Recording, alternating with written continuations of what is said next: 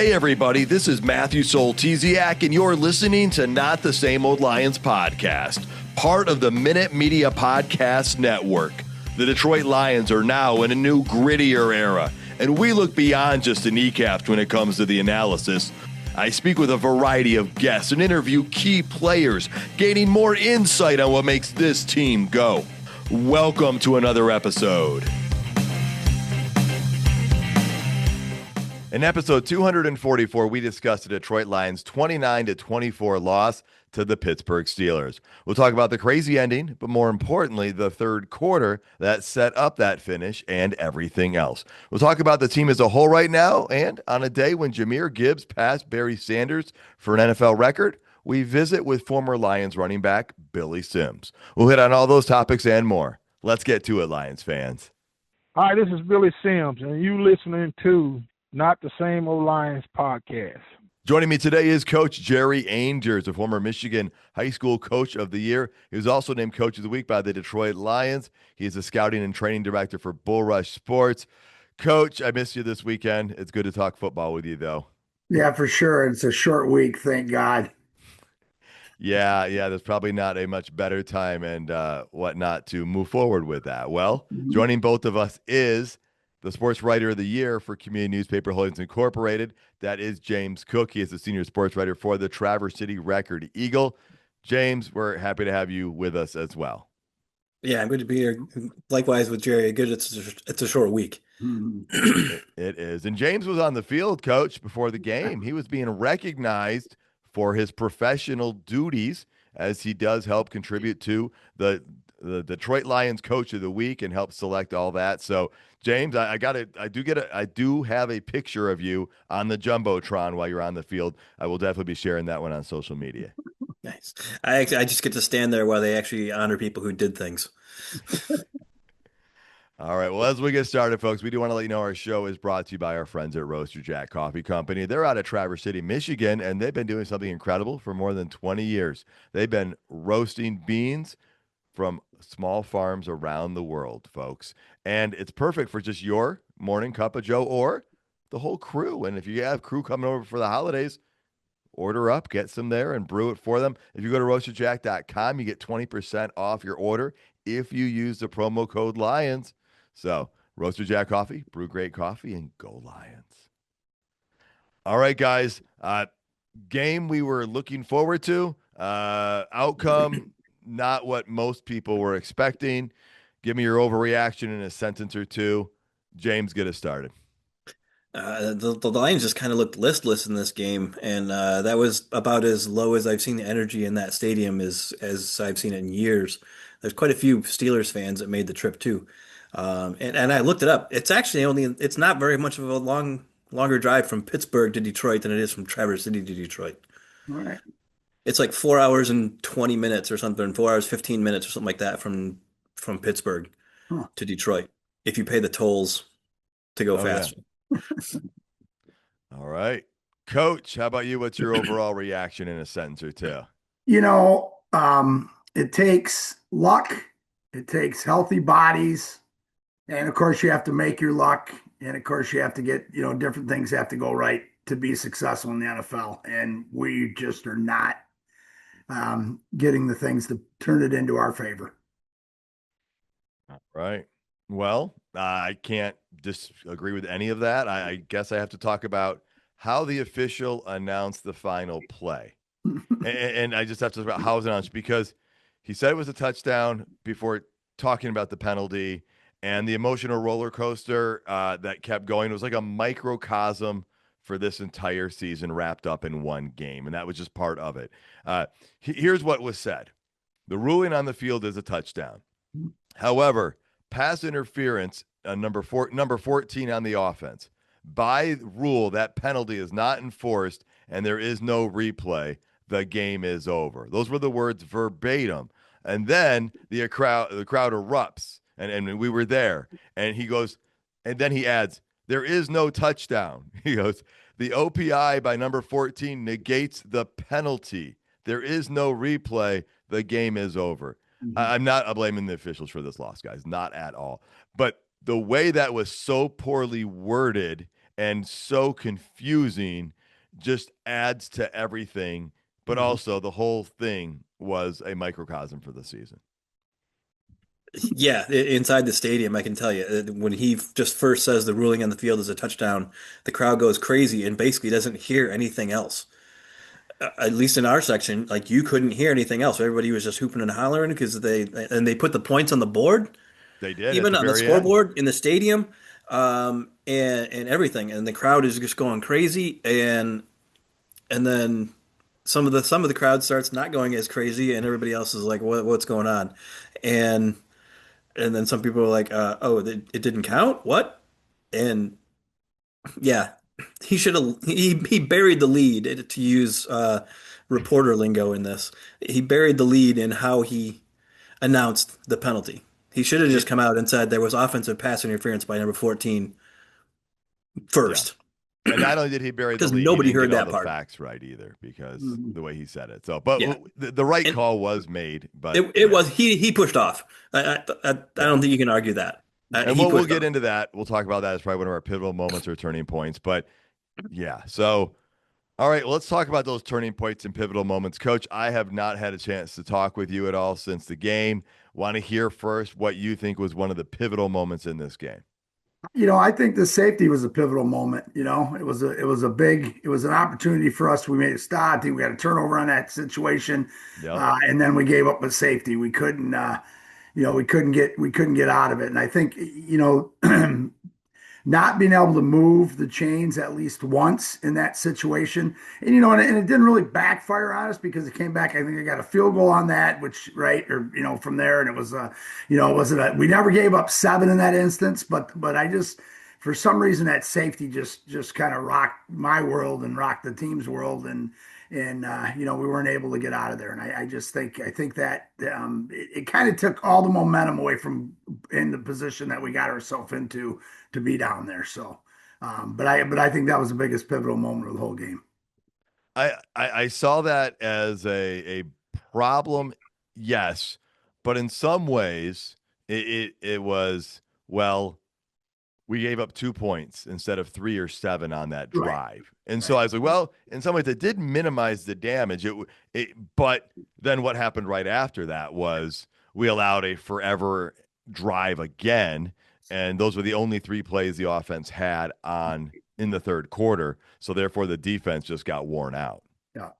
Yeah, and it was the crowd was excited about it. Then the safety, and anytime a defense can get a safety in that situation, we talked about complimentary football all the time. Well, the offense goes down, all the offense fumbles. Oh my God, we got a safety, we got 2 back, and you get the ball back. And that right there is just it ignites your team. I'm sorry, I don't whether Yeah. you're at home or away, it ignites your team, and I think that's where the momentum really changed in that whole game in that situation because we're going to talk about the first downs on with 3rd and 10s and all that stuff, but I just felt that was the biggest pivotal moment of the whole game for me. Well, and James, you brought it up when you and I were talking beforehand. Coach is right. That took the crowd like Mhm. out of it because you had gotten the stop. It was a time for the momentum change. It's a tie game at that point, and then you lose the 2 points and the ball, and then you just get a repeat of what had just happened, except they don't fumble inside the 3. They get a touchdown. Right. Yeah, it was. I think it was a big momentum change. It changed how the crowd approached the game too. It seemed to take a bunch of the energy out of them, and I think it was big too because of how the second quarter ended. Mhm. You gave up that touchdown and that miracle catch to Gainwell that when seeing it live in person, I was like, "There's no way that's a catch." And then I saw the replay and I was like, "Okay, that's a catch." Mhm. But but Right. so and they were just almost essentially trying to run the clock out before the Lions called a timeout there. So the Lions kind of handed them a whole bunch of momentum at the end of the second quarter, but then they get a stop finally in the third quarter, and you're like, okay, well, if they can turn around and turn this into some points, maybe they've really turned this game around. And then the sack, and the sack was just a bad play too. You had 3 guys blocking one guy and leaving the safety open. They had Decker and then Mahogany came over and doubled on Hayward on that play, and Gibbs was waiting to chip on him too. So they had three guys occupied by Hayward, and that just allowed Duggar to come free on a delayed blitz and had a free shot on Goff. There wasn't, I don't know that there was a whole lot Goff could have done on that play. Yeah, well, I guess he probably did the best thing, which was not fumble the ball and give up 7. Um, True. but Coach James hit on something right here, which almost is like a repeat of last week, which was I thought the pivotal play was before halftime. The Lions had just gone up 10-3. They've got some momentum. It's like what 45, 55, 60 seconds left. And it is one of those 3rd and 10s that you talked about. But the Lions called a timeout, and it was on 3rd and long, and there were about 40 seconds left. And Pittsburgh comes up later on. They get that incredible pass for touchdown, but they start pressing, or not pressing. They get motivated to keep moving versus run the clock out, Coach. And I know the thinking is, well, if we can stop them here and we get the ball back, we'll get 30 seconds or so, and we can try and score. But that came back to bite the Lions for the 2nd week in a row in a way. Yeah, it did. The other point is too, I don't know if they were exactly going to run the clock out. I think they were going to put it in Rodgers' hands to make a choice, make a decision.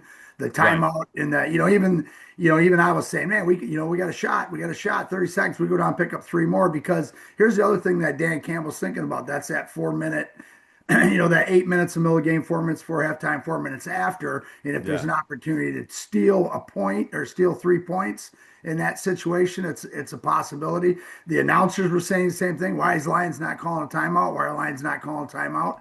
The only thing I think it did was gave Rodgers and them to talk about it and say, hey, let's see if we can hit a big one with Gainwell against Anzalone. Guys, the coverage wasn't bad. And you guys Yeah. saw it live. Yep. Anzalone was in phase with him. The problem is the ball was underthrown, so Anzalone had to run through him, and of course Gainwell had a great catch. So again, that's our Lions season, you guys. It's we're called not the same old Lions, and I'm not going to say it's the same old Lions, but for some of the luck I just said, that was a luck for them and not a luck for us. We didn't. Why did that ball not hit the turf? Why was it just not pass interference? Why did we not get a sack? And those are things. So yeah, I don't fault that much. I don't think the timeout created that. I just think it looked like, and everything happened in the bad place. If that's an incomplete pass, everybody's going, great timeout. We got 3 more, and now we're up 13-3 at halftime. So Yeah, and the thing is, they actually let 10 seconds run off the clock before yeah, they called the timeout. yes, So it was like they were maybe hedging their bets that, hey, if it doesn't work out or whatever, then there's less time for Pittsburgh to use the clock and go down and do something. But ultimately, the biggest thing is the Lions defense gave up points in the final seconds of the first half for the yep. 2nd week in a row, and arguably affected things, even worse than it did a week ago. So, another pivotal moment I thought was the pass interference call, the offensive pass interference call on Isaac Tesla, you guys, in the end zone. I think it was a 3rd to last play of the game. It negated the Amon-Ra St. Brown touchdown. Coach, I don't think he was within 1 yard of line of scrimmage, but I do think a defender was on him and made contact with him that also maybe helped him into the other guy. I mean, again, that's not the reason the Lions lost, but it's one contributing factor. You're a coach. You know this better than I do. What did you see? Wasn't pass interference. Wasn't an OPI. Here's the thing is when you align, anytime I coach defense in that situation, when you're aligned on the goal line, you stagger your cover guys if you're going man coverage so that they can go over top of something else. You always stagger them. These guys are pretty even. Tesla came pretty shallow on that. And then tried to go vertical, which is what you want to do. That's kind of the rub route concept. The problem is the defender put his hand on him and kind of pushed him into changed his track, so it made it look like they ran into it. If you also look at their defender, he never even tried to get over top, even when No, Tesla he ran didn't. into him. He just stood there like, we're going to get this call. So I don't, I mean, the whole sequence on that 1st and goal at the 1, we miss it. Tesla gets that. Tesla doesn't get that, almost a huge catch in the middle of the field. We get guys. Nobody's even talking about the false start. We have a false start right after that, but it puts us back another 5 yards. So Yeah. there's again, and it's our it's our fourth string center, and he false starts, and he just a little bit of rock back, a little flinch. Jared Goff is checking to something, whatever, and so all those, it's just kind of they just kind of steamrolls. It just steamrolls for us, and just like the 2 point, the safety, everything just kind of rocks back on us. Why can't we? I exploded in my basement on that touchdown. I did not see the flag. I normally sit there and go, no flag, no flag, no flag. I exploded, was so excited because we played so bad. Yet when it came crunch time, and then Duke says, there's flags. And I'm like, you've got to be kidding me. So, but it was a huge play. And and again, I hate to keep dwelling on it because the social media has been whatever. I'm not going there. Yeah, no. And my point is, they didn't deserve to win, but they put themselves in a position to win. Because the Chicago Bears did not deserve to win the other night, but Dobbs, the best receiver on Green Bay Packers, dropped an onside kick. So did they deserve to win? No, but they put themselves in the NFL to deserve to win. Did the Broncos deserve to win down by 30? Against the Giants earlier? I'm sorry, I'm done. You know what I'm saying? Yeah. And what I was getting at is I know that, I said that's not the reason they lost. Well, someone can say, well, if that doesn't get called, they win. It was a culmination of a lot of different things. But you're right, Coach. And that's what I want to go into next. We're talking about what we liked. The Lions didn't give up in this game. And they did put themselves in a position to win when they didn't deserve to, based on how things went, James. And so, it did affect the outcome, but so did so many other things. And it doesn't always come down to just one thing, although arguably does come down to two or three things. And you try to avoid those situations. They didn't do that based on the third quarter, but the Lions didn't give up on this one. Let's talk about something you liked. I like that, and that talks about the people we have in the Lions have in that room. But what else did you like in this game? There were a few things to like before we get into the frustrations. Yeah, if the Lions win that game, the Isaac Taselaw TD catch is on the highlight reel of every sports show. You're talking about the one he did make that stood as a touchdown. The one he did make, the one where he got Yeah. drilled by two defenders as he was catching the ball and somehow held on to that when pretty much nobody should be able to hold on to that ball. That was just an amazing catch and pretty much exactly the reason why they drafted that kid. To make those kind of catches, that would have been highly real all over the place had they won the game. But you lose the game, and it's Steelers highlights. Yeah, well, and the interesting thing about Isaac Tesla making that catch is that came with Monty and Gibbs both on the field at the same time. Guys, I've been pounding this drum or whatever for weeks now, okay? And I'm not leaving it alone. People are like, well, what are you going to do? Run both of them? No. How about you run neither of them? But you can't do what, you can't, if you don't have the tight ends, you can't block with tight ends, right? So you got to try something different. Monty and Gibbs are both on the field. I think I saw somebody say Monty only had 13 snaps in this game. After the game, my father-in-law was like, well, he must have got hurt. I'm like, no, he didn't get hurt. It's not the reason he wasn't involved. But having them both on the field changes the way the defensive have to play. So you have Monty and Gibbs, and in that formation, you had St. Brown and you had J-Mo, and Isaac Tesla makes a touchdown catch. So I just think it changes up the defense. I loved that formation, Coach, and I'm going to echo James, man. Tesla, it's just the beginning. It's his rookie year. You need to see more consistency out of him because I know he makes a lot of mistakes, but there is hope for what he can progress into. Oh, for sure. There's no doubt about that, And there's, again, we'll go back to the likes because that came off the likes, but here's another like. Frickster, okay, catches. Raymond, catches. Jared Goff played out of his mind. Everybody's like, oh, he's the president. I'm so, just be quiet, guys. I'm so tired of this. The guy played out of his mind with a makeshift offensive line with a fourth string center in there, or actually they went third string, whatever. They went fourth and fifth, whatever. And it was fourth string center. Yeah, and then whatchamacallit played in it too. What's the other center's name? Oh my God, I drew a blank. What's our other center's name? Malone was out.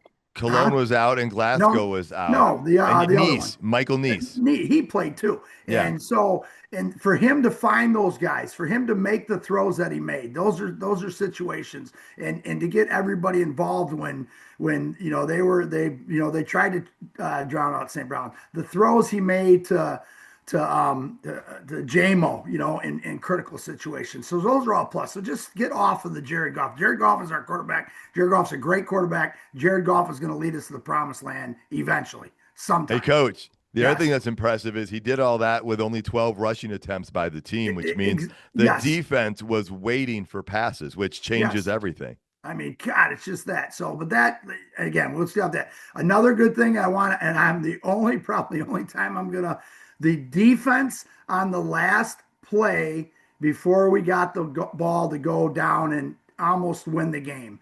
The defense put all the pressure on Rodgers. They pressured him to throw the ball away. The guy has been playing in the league half of his life. He's 42 years old. He's been in the league 21 years. And one of the smartest quarterbacks, supposedly of all times, threw the ball away instead of taking the sack, which did what? Stopped the clock. And then, of course, there was all that delay and stuff like that. And then he missed the kick. So that we finally did a play on the defense when it really, really counted, which gave us an opportunity to win a football game.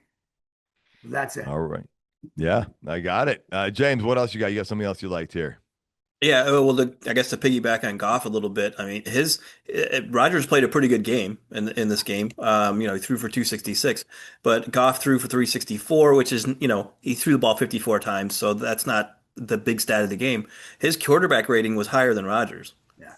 His quarterback rating was 101.2. Rodgers was 92.1 in that game. Goff played very, very well for being constantly under pressure. He was hit 9 times, sacked 3 times. I mean, that's way more than he's used to even this season. So, I mean, he was under pressure a lot. He was moving around. And like you said, they only ran the ball 12 times, 11 really, because one of those was a scramble by Goff. So they only had 11 carries by the running backs. So the defense could just pin their ears back, and they were. And Goff still played pretty well. And also similar to what Jerry said, Zylstra and Firkser actually outgained Washington and Freiermuth 60 yards to 56. And they both groups of tight ends had seven catches. But Jonnu Smith didn't do anything other than that one run. Well, he had which is 28 interesting. yards. He had 28 yards rushing, more than our. Yeah. Yeah, and it's as somebody else pointed out. Yeah. So, all right. Well, I want to say that we like Roaster Jack Coffee Company, guys. They support our show. If you want to order fresh roaster order coffee, go to their website, roasterjack.com. Use the code LIONS. You get 20% off your order.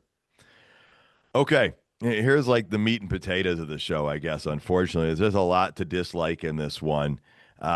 I want to start with, I guess, the rushing game for the Detroit Lions.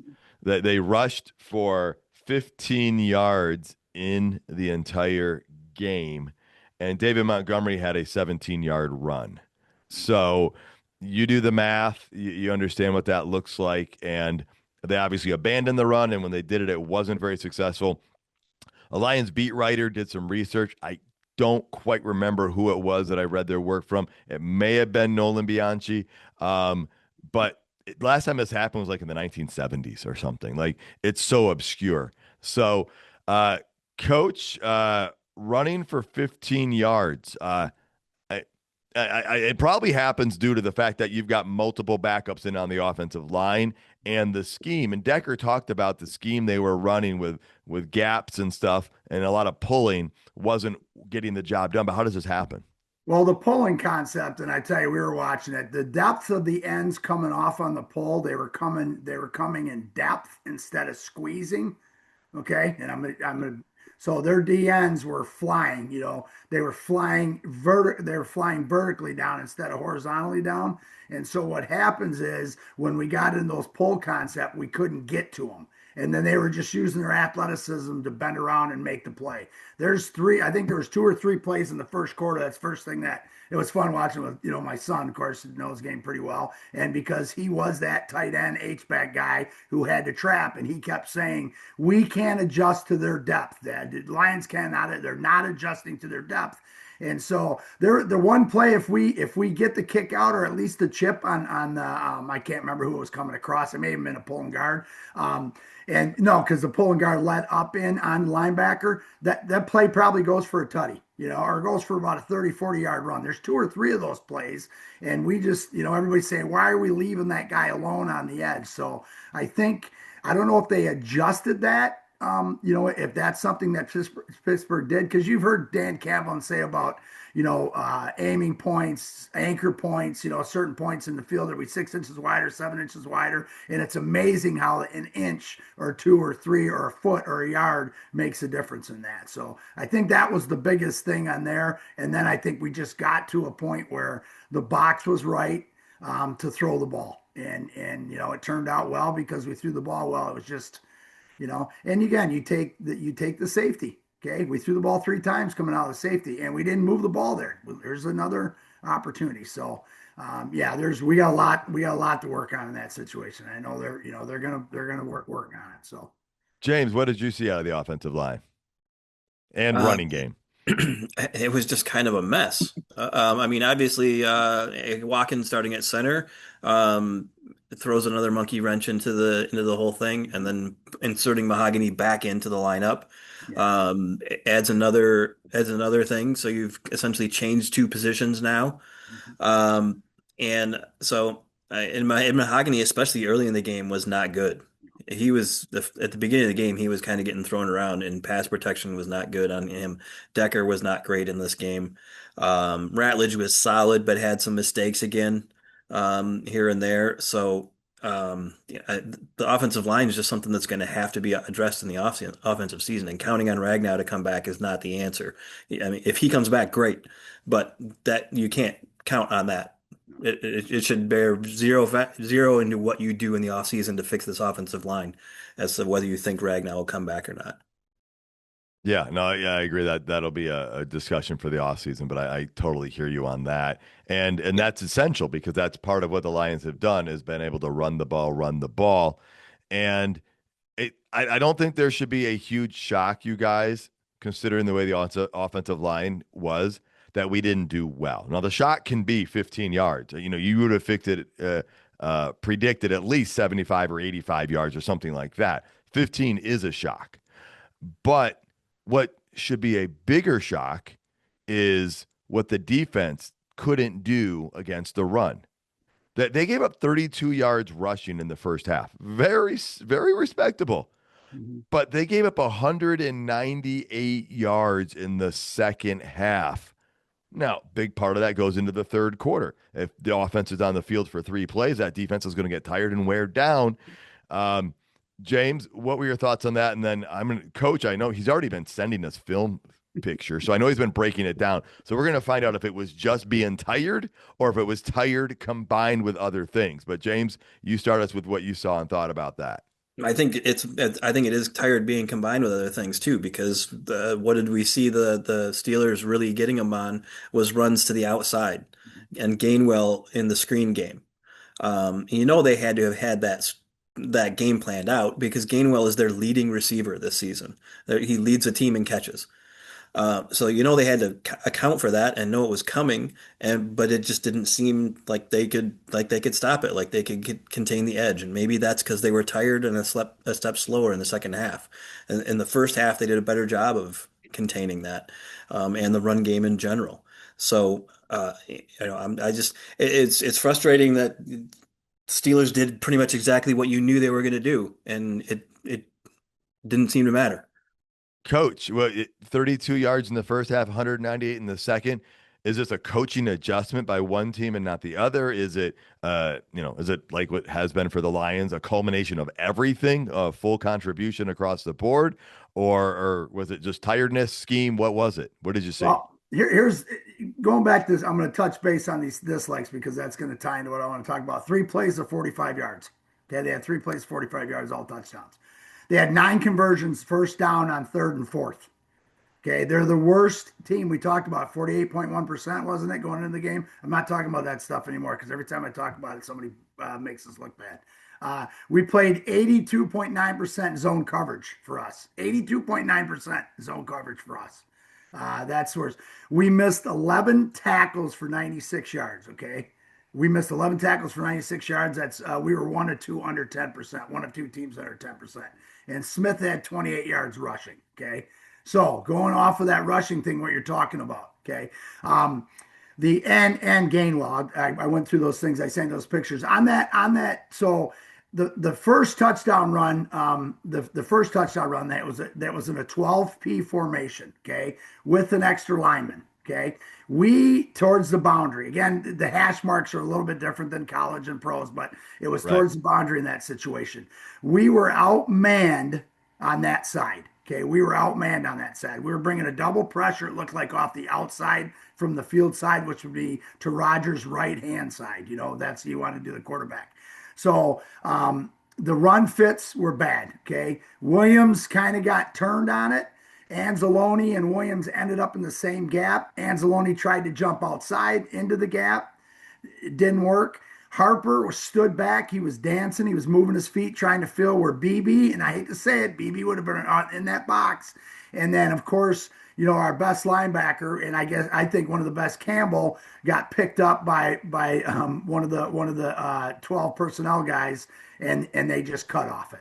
And it was just that we were outnumbered on that side. The nose tackle was shaded to the right side of this, to the left side of the center, right side of the offense. And so it was an easy angle block. We didn't create any double teams. Okay. Williams had a double team. All he did is they doubled him, one shot with the hand, and then climbed to Anzalone. Okay. So that was the big one. So that was the no, and again, the no shade was bad. The other one, Anzalone and Harper were dancing on. The screen pass that James alluded to, we were in zone coverage, okay? We're going to go back to what you want us to do so much. 2 backs, 21 personnel, okay? Warren is the running back. Gainwell is the H-back slot. I should say not H-back. Slot receiver. They motion him across. Anzalone has got to cover him man-to-man, which he did a good job other than the touchdown play and this play. Anzalone keeps his eyes in the backfield because he has to worry about the run. They motion Gainwell across. He runs a 5-yard flare pass that turns into a 20-yard gain. Into the zone coverage, and we're in quarter coverage, so both safeties and both corners are dropping deep. So we had nobody in the flat coverage. Anzalone cannot get over there in time, and it turns into a 20-yard run. So I'm not the being tired, I don't think as much as the scheme concept and people filling lane, I should say gap control. The other thing with Anzalone on the one where I thought he jumped inside and out, I didn't know if it was a situation where linebackers get into, I have to make a play. Yeah. Okay, I have to make a play instead of saying we had the outside. It didn't, like James said, he thought it was out that excuse me, both of those plays went outside but came back inside on a 1-foot cut. And we were on an island. So and those are the pictures that I showed you guys. And It was just, I'm looking at it going, I just didn't like our alignment scheme on that. I think we aligned wrong. I'm going to be honest with you. I really do, because we had 3 linebackers going to take on 320, 310, and 311. You're going to lose on that 60, 70, 80 pounds. So that's my take. Appreciate those insights. That's a lot of good information to help understand why everything just continued to go wrong in that second half when it came to the run defense. The Lions just in general did not seem to play very good tight defense, especially on those 3rd and longs, James. And in that third quarter, they only had 3 plays on offense. We've talked about that. That resulted in a total of -2 points from the offense because they gave those up. Here's an interesting stat from Will Birchfield. He said that the Lions have 41, or that was their 41st drive this season without a first down, going 3 and out or 4 and out. They did that 41 times. Last year, They had 25 in the entire season, James. And we know that. I know. I guess I just switched this back over to offense from defense on that, but uh, that just made it. That talked about how we couldn't run the ball. So sorry, I switched this from offense to defense, guys. But let's go there, then we'll come back to defense. Yeah, well, and their offense was picking up those long third and tens Yeah. so much in this game. Third and fourth down, the Steelers were doing to the Lions what the Lions did to teams on fourth down the last couple years. They were just converting all over. Not fourth, Campbell doesn't even go for it on, fourth and 10, but they were converting third and 10, third and 11 pretty regularly. They did three times on that drive to end the second half, the Gainwell miracle touchdown. They had a third and a 10, a third and 10, and a third and 11, and they converted all three of them. I mean, that's just incredible luck, or I don't know what, but you don't see that happen too much in the NFL where you string that together. No, and again, it's almost like a role reversal here, right? I mean, the Lions guys have more talent on their roster than the Pittsburgh Steelers do right now, especially on offense, talent wise. And so that's why this loss is so frustrating because it is like a reversal with all those, 3 and outs, 4 and outs for the Lions. That's what the Lions were doing to other teams last year, coach. And it's, we'll get into it more later as well about the identity of the team, but it just seemed like the Lions were having done to them what the Lions used to do to other teams. Yeah, and I think Mhm. playing as much zone as we did and helping them out with Aaron Rodgers, you're asking for trouble because the guy gets the ball out quicker than anybody. He's one of the smartest quarterbacks. He's been playing, like I said earlier, 21 years in the league, and he's licking his chops. He's sitting back there going, "I'm going to get it out quicker." And you're going to play soft coverage on a third and 10. I'm going to get you. And we didn't take anything away from him on it. And I think that was the biggest thing. And again, a team that doesn't play zone and then plays it at that percentage of the height I just told you guys is, their landmarks. Where are their landmarks? It's third and 10. Your landmark's not at your heels should be at 10. And there shouldn't be a ball caught behind you. Everything should be in front of you. And we couldn't get that. And Rodgers ate that up. So it's again, we're trying to change things because of, and I want to bring it up, but I'm going to bring it up, changing things because of injuries and trying to protect guys because of injuries. And again, we can't play man because we're gonna complain that, oh my God, we got to change it up, we got to help these guys out. But it's in those situations. Got back in the second half, we went a little bit more. I saw a little bit more cover one to keep guys in box, but then they still hit us with some big runs because we didn't have the guys that we normally have down in the box. Right. James, any other things that you did not like in this game? Um, I saw when I was down in the field before the game. This was interesting. That there was a fan sitting in the first row, a Lions fan sitting in the first row, and when the Steelers quarterbacks were practicing their exchanges and stuff in the end zone, he was giving Aaron Rodgers the business about being too old and all these cracks about Oh, being old and everything like that.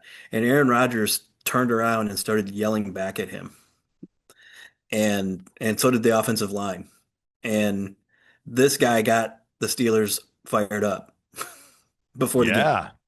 That's I mean, Rodgers was yelling back at the guy. I think he did the State Farm thing even to him, like the belt motion or something like that to him, and it was just yelling back at him. There was some profanities, I think, from one of the offensive linemen who called the guy a certain thing, uh, and but they got him going early. But you were mentioning about the trenches.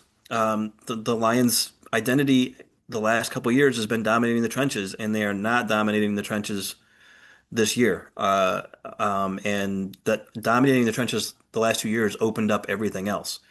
It made all the other things they were doing. And that mystique is gone for the Lions.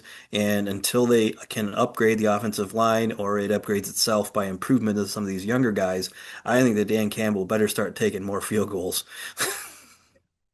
well, that's one that people talked about was, early in the game, right? They passed on a field goal opportunity. The Yeah, Lions, and fourth I and get three. that one.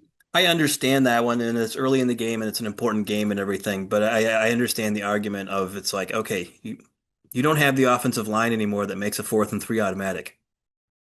Uh, you got a kicker that, for the most part, except for one kick last week, has been pretty automatic. So the odds are, I think now the mathematic swings towards kick it. And I know hindsight's 2020, coach, and Campbell's asked, Hmm. and he says he doesn't regret not going for the field goal. The Yeah. thing some people might bring up is you're playing a team that you are expected to beat. And so you got two schools of thought. It's we want to get this touchdown and put them away and get them chasing us. The other idea is don't take the unnecessary risk because you're not playing the Rams, you're playing a different team, and maybe you take the points to get on the board. You know, first of all, you're thinking your defense going to do a good job and keep them down there, even if you know they're not going to go 97 yards with it. Second of all, we called a rollout with Jared Goff. We called a rollout with Jared Goff on that play, and they freaking covered it unbelievable. It was a shocker. As soon as he started rolling, I said, "This is a score," and it was like they knew that was coming. Well, I don't know how they knew that was coming because we don't do it very often. So you know, again, that's you got to be aggressive in that situation. You're at home. You're playing the Steelers. You want to get your foot on the gas. You want to get up 7-0, and you know what hindsight 2020 again. But that's what we do. Mhm. I don't want to change it. We don't play zone defense, but we did. And I think when you start doing that things, your players would start second guessing you as a coach. Like, where are you going? Where are you coming with this? I'm from a coach standpoint. I stayed true to my word. At state playoff game, I told them we were faking the first punt. It was 4th and 9. I thought it was 4th and 5, but anyways, but I stayed true to my word. And yeah, we lost the game, but my they're gonna, and that's Dan Campbell. And I don't fault that play at all. Right. James, anything else you did not like in this one?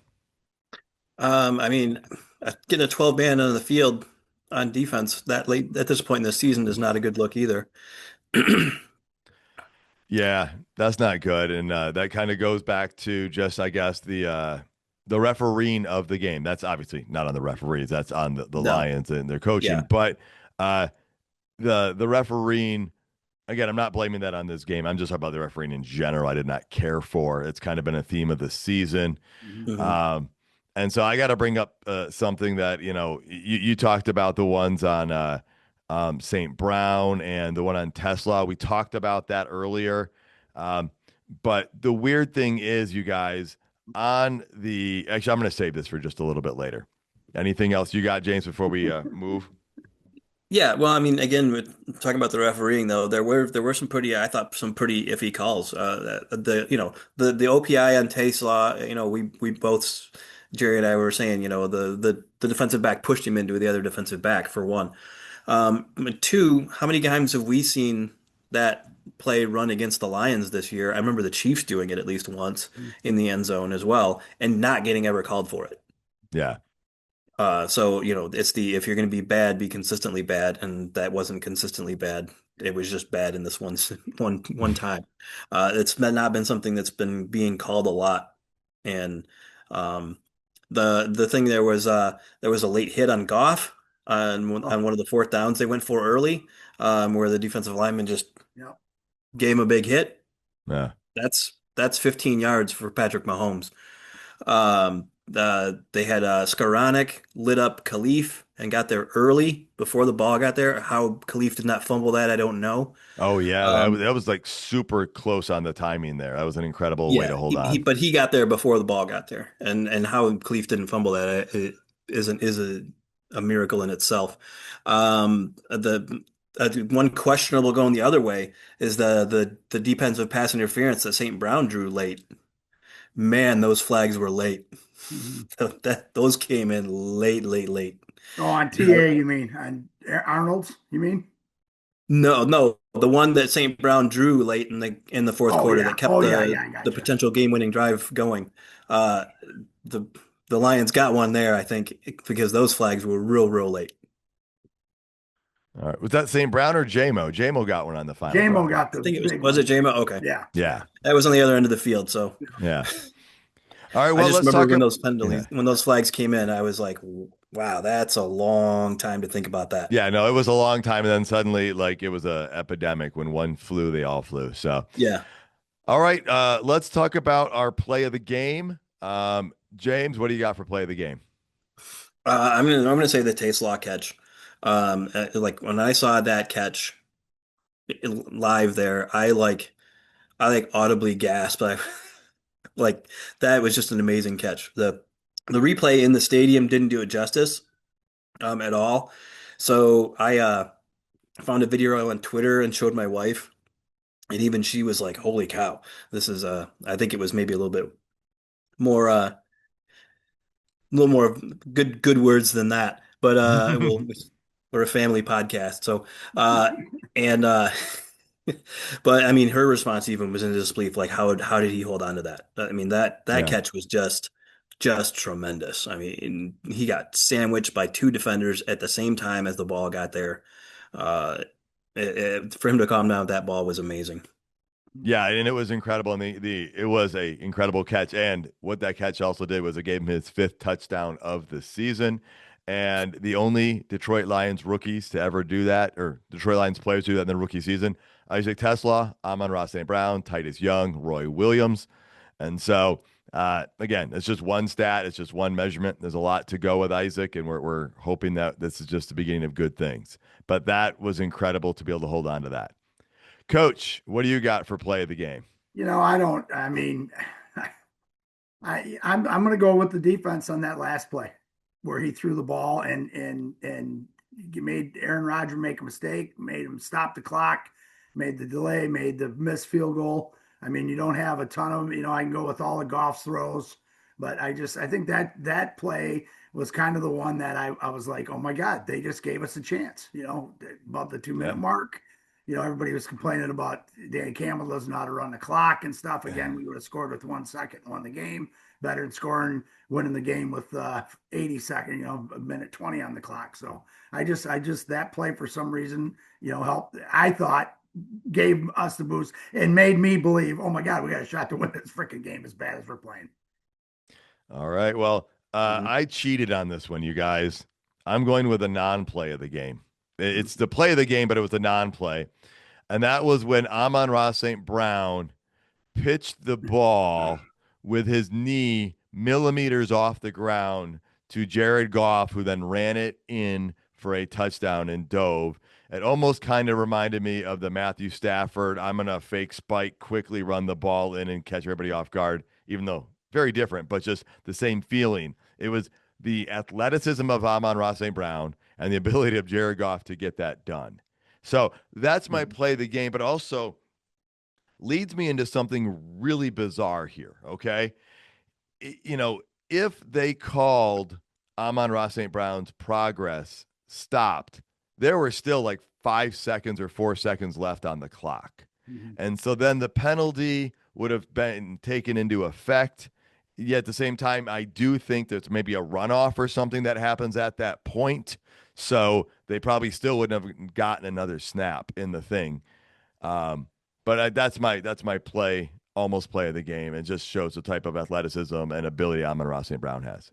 And you saw when Mark Andrews tried to do kind of the same thing, how that ended up. Yeah. Right. So you guys, I've got one other thing that's crazy about the ending of this game, and I'm going to save that for the end of the show. So please stick around. It's a real interesting flashback or nightmare. I don't know what you want to call it, but there was something good to celebrate on this day. Jahmyr Gibbs scored a touchdown, and they celebrate him. He passed Barry Sanders for most touchdowns scored in the first 3 seasons of the NFL.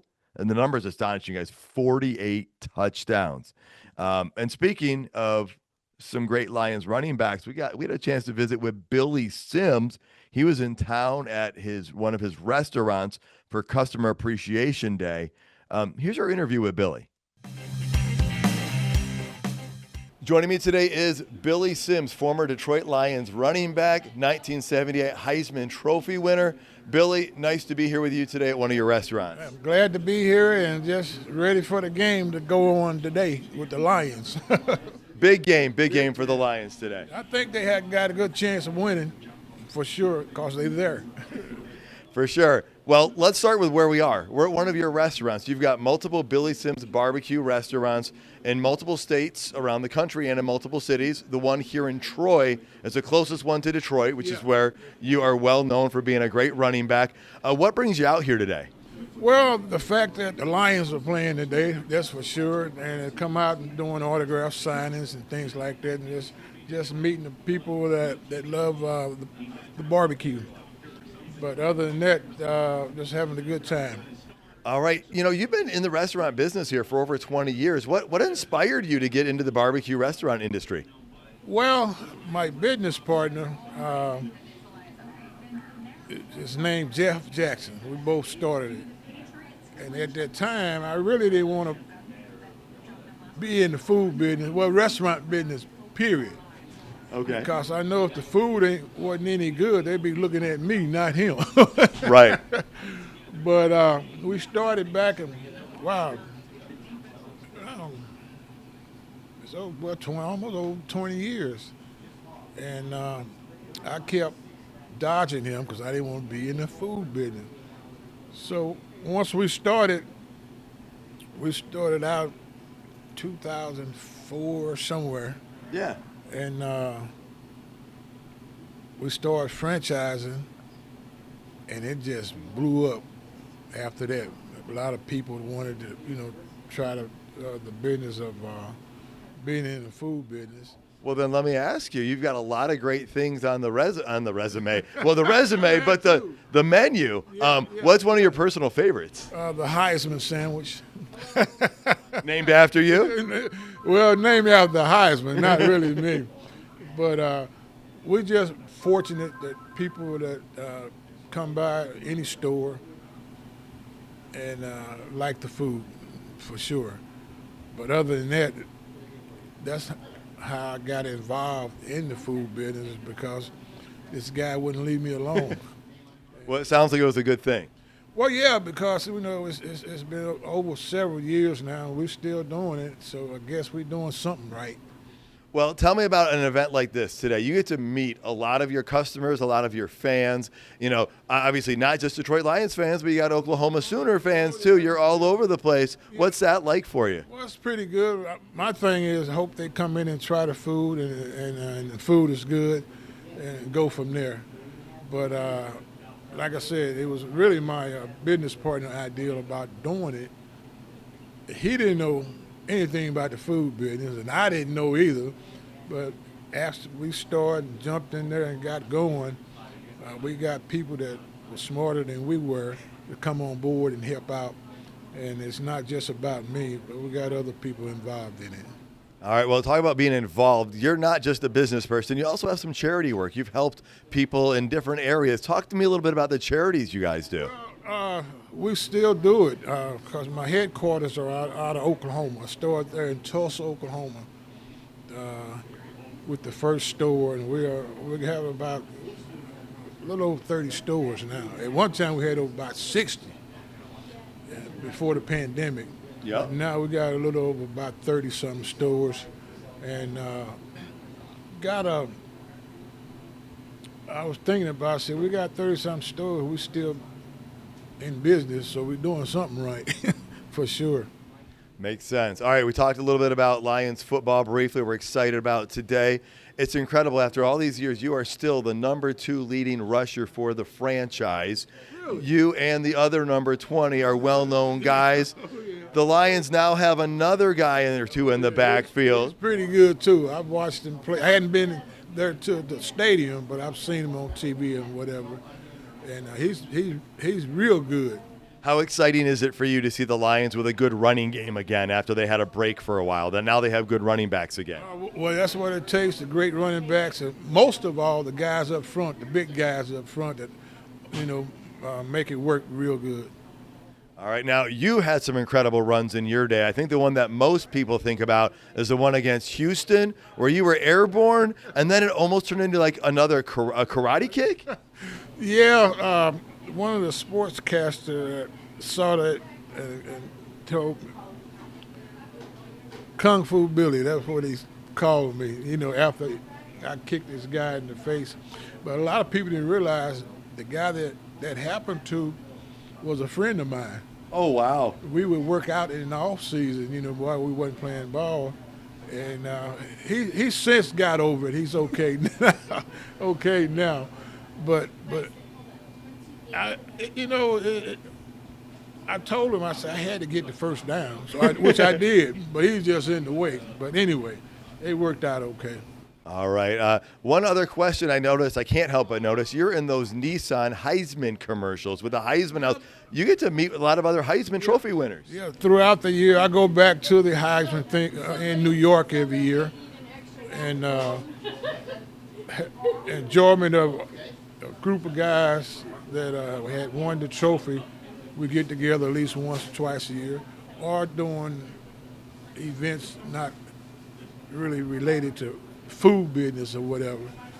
But it's really a beautiful thing that we go to New York every year and celebrate the Heisman, because there's only one guy that ever won it twice, and that's Archie Griffin. Correct. Yeah. So I don't think that record will be broken yet. I think you're right on that one. Well, Billy, is there anything I haven't asked you that you'd like to talk about? Your restaurant, the Lions, or anything else? Well, the Lions, I'm wishing well, 'cause I'm watching today. The restaurant business, we're still in the process of opening a few more restaurants. So for the folks out there that like barbecue, just be on the lookout for another Billy Sims coming your way. All right, guys. Billy's interview, meeting him was fun. Going to the restaurant was a great experience. And I got to say, Billy gave some credit to the guys up front blocking for him. He said that in that interview, and I think that's crucial. We know that was something that, the Lions have struggled with consistently this year. So I like that he did that, and that's still important today. So I think that was good. And I also want to point out, I did ask him about his charity work, and I know, James, you did some research on that as well. We didn't really get into it in our conversation, but I do want to mention the Billy Sims Foundation does help Oklahoma student athletes attend the university, and it was founded back in 2011, and it's one of the many charities that's supported by the Heisman Trophy Trust. So I just want to point that out as we brought those up, but we didn't really get into those topics so much. Mm-hmm. I thought it was pretty great when you told him, what newspaper I was from and everything, and he remembered Mark Bramer. And Mark Bramer was only with the Lions very briefly, because he played from 80, he had a similar career as Billy Sims. He played from, I think, 80 to 84, and then was injured in 84, and then tried to make a comeback in 86. Same as Billy Sims. Billy Sims tried to make a little bit of a comeback in 86, and at that time Bramer was with the Lions during the offseason. But never, I don't think he ever played with the Lions or whatever. And when I said Traverse City, he's like, "Oh yeah, I knew a guy who played from Traverse City," and was talking about Mark Bramer. That's cool. Yeah, that was great. And we had an awesome conversation with Billy, even off camera too. Like, that was one of the conversations, and talked about, I believe it was Durwood Merrill, the old umpire from Major League Baseball, who's from the same area of the country as Billy. And just the guy I grew up, watching baseball and knowing the umpires' names and stuff. So very nice to speak with him. I enjoyed the food, man. The food was great. And I do look forward to going back to Billy Sims Barbecue. Yeah, me too. Those ribs were great. I brought home some leftovers. Yeah, I brought some leftovers home. If you come over, Jerry, I got like 4 ribs left. I'm on my way. All right. Well, let's hit on some major storylines as we start to wrap this thing up, because we know this show's getting pretty long here. James, what do you got for a major storyline? I mean, the one that everybody has brought up is that it's the first time the Lions have lost consecutive games since October 2022. Yeah, you want to know the weird thing is? That streak started at a game I was at when the Lions defeated Aaron Rodgers, and it ended against Aaron Rodgers. I guess the silver lining is people will stop asking Dan Campbell about this at press conferences, Coach. Yeah. Yeah. You won't have to answer that one anymore and say, yeah, it's just the way we're built and what we do. Yeah. Let them play football. Let them coach. Yeah. I think Hutch was interviewed, and he said, it's hard to fall back on the injuries as an excuse. And Coach, you're going to probably echo that a lot. He goes, every team has them, and he points to San Francisco as a good example. He goes, look at all the injuries they've had, and they're still doing it. So, you know, it was just interesting. Hutch and St. Brown, and hearing some of the players after the game talk about it. We have had the most games lost, by the way, by injury. So By injury. Yeah. Over the last 2 years. So and it is. Yeah, it gets to, you know, I talked about it too. It's that people got to realize that we have to change this whole roster and do all this stuff. And yeah, we got to get some guys back. And it's you know, and I said at the beginning of the show, sometimes you have to be injury free and have good luck to win in the NFL. And we have not had that for 2 years yet. We are still above 500. We're still being talked about playoffs, and that's the thing we got to rest our hat on.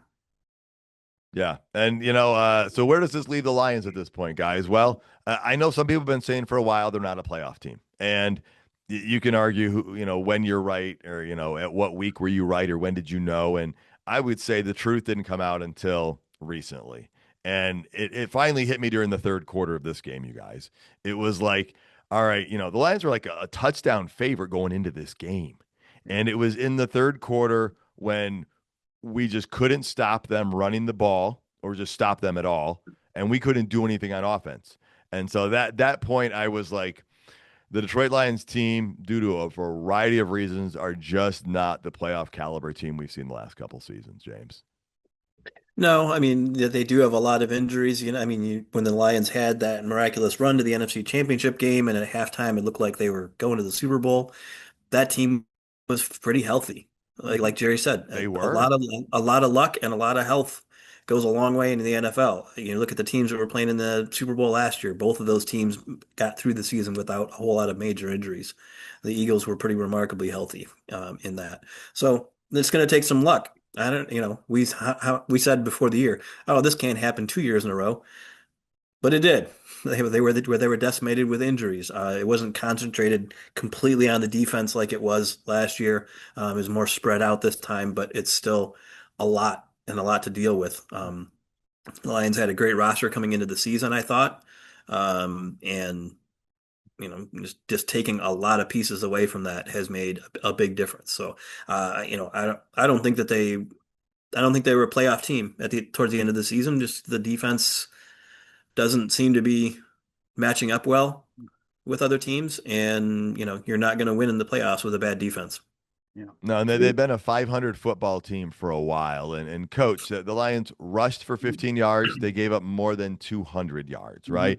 Not their identity. It's the opposite. And after the game, you know, or Dan Campbell said the Lions need to get back to their identity in these final two games. And so I want your really input on this. You want to see them finish strong, you know, and so, you know, how important is that to win two in a row? A lot of people, you know, a lot of fans are like, just lose these next two and get your best draft pick possible. But, you know, Dan Campbell wants them to finish strong, and kind of like they did the year they went 9-8 in Green Bay, and they finished strong even though nothing was on the line. It was a different feeling at that time. But does it matter to win these last two games? How can it roll over into anything next year? What are you playing for? What's it looking like at this point? Well, let's talk about, first of all, we have 3 All-Pros that are injured, and we have an All-Pro that retired. And all 3 of those guys we're talking about are leaders, you know, and that toughness leadership, that grit leadership. And to be 9-8, you know, to be 10-7 is huge. Okay. It's huge because right now, guys are playing for their contracts. Guys are playing to see if they're going to be around next year. Guys are playing to say that, hey, you know, we had a rough season, but man, we finished strong. Those are all things that, let's go back into, when did this really turn around? We made it 9-8. Okay. We won it. We went on the road and beat a team and knocked them out of the playoffs on the road. You know, this is a bunch of guys on a team looking in the mirror going, we have to show coaches that we're good. We have to show that this is the Detroit Lions. We have to show that, yeah, the injuries. We have to show that some bad calls. We had to show that all this stuff comes into play. So it's huge, man. This next game is huge. This game we just lost was one of the biggest losses we've had because of the way it happened. You know, 15 yards rushing. And so we're going to find out what we're made of, because that's going to be an emphasis this week. And the emphasis is, again, go 1-0. Let's start there. but Yep. you want to go 1-0 and you want to end the season on a positive note. And if you squeak into the playoff at that 6% we have, it's a new season and maybe all the things unravel itself and we take over. So win this week, guys. That's all they're saying, and that's what's going to happen. All right. Well, let's go to final thoughts. I'm going to share mine first. And the Lions lost this game by scoring a touchdown on the final play, but an offensive penalty wiped it out, so the game was over. Mm-hmm. Do you guys remember back in 2017 when they were playing the Falcons and Matthew Stafford connected with Golden Tate with 8 seconds left? They ruled it a touchdown instead of being down at the half-yard line. And it wasn't a long pass. The Lions had time to spike the ball or get one more playoff, but they called it a touchdown. Then they reviewed it, and they said it was incorrect, so it required a 10-second runoff. That ended the game, and the Lions lost, even though they had just scored a touchdown. Lions were 2-0 at that point, guys. I did some little deeper digging. That made them go 2-1. They finished the season 9-7, missing the playoffs. That was Caldwell's last season in Detroit, guys. Mm-hmm. I mean, so a little bit familiar in a way. I know it was different, but some similar feelings, James, and just lots of disbelief at the end of that game. But those are my final thoughts. I know we're going to have the preview coming up here pretty quick this week. Any final thoughts as we get out of here? Two OPIs in the same drive hasn't happened in 30 years. Just saying. All right. Well, on those notes, we want to thank Roaster Jack Coffee Company for roasting incredible beans since 1999. Visit them at roasterjack.com. Use the code LIONS and get 20% off your next order. Thank you so much for tuning in, folks. Please tell your friends and family about the show. You can find us on Twitter, Instagram. Check out more episodes and content at notthesameoldlions.com. And until next time, stay gritty, my friends.